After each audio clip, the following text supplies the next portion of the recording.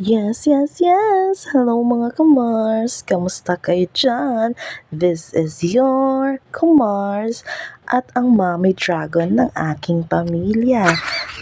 Ano nga, so ang ulam natin for today's video ay pork chop. So nagmarinate ako ng pork chop kasi nga dumating dito si Papa.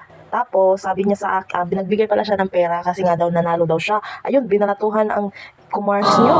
Siyempre, pamilyado naman tano. Unahan dito atong pamilya, kay gibaratuhan man ta. So ato ipa itusudan, may nalang maraos natin ng isang kainan, char. Ayun na, sabi ng aking anak nga, sila lang daw muna ang mag-video. Huwag daw muna akong isali-sali dyan kasi hindi daw na kami magkasya sa camera. Tingnan nyo naman yung pagmumuka ng dalawa. Parang pinagbiyak na puso. Puso? Pinagbiyak na bunga. Ako lang yung dala ng siyam na buwan at tingnan nyo yung resulta. Kamukha lang kanyang pudra bells. Ayun na nga. So kami dyan ni Mama, nandiyan lang kami sa tabi nila. Nagchika-chika na lang kami, nagkavel-kavel na lang kami. Yun, malapit nang maubos kunwari ang kanilang mukbangers. Tingnan nyo naman, grabe na mong habang aking junakis. Kalaban na namin sa kainan. Pwede na dyan sa piyestahan at kung diba? At nagdagdag pa, kinulang pa yung dalawa. Ano, 1 kilo na ba? Ay, este. Ayun na nga mga Mars.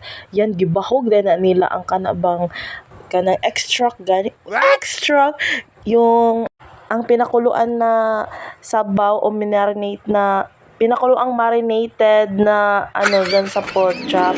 Tapos yun, ayun na nga, baka kayo ay magkaka kung bakit naka-plastic yung kanin na kinakain nila ngayon. Nagbaon kasi si Mama, pumunta siya kaninang umaga talaga sa Katubhan. Tapos di niya naman din nakain yung binaon niyang rice.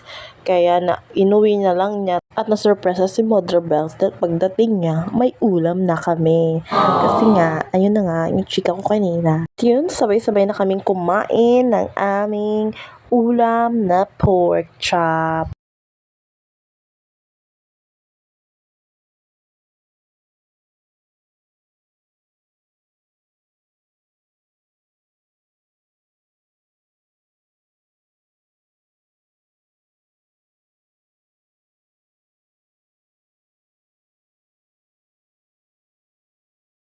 Junakis na natitiran kumain dyan.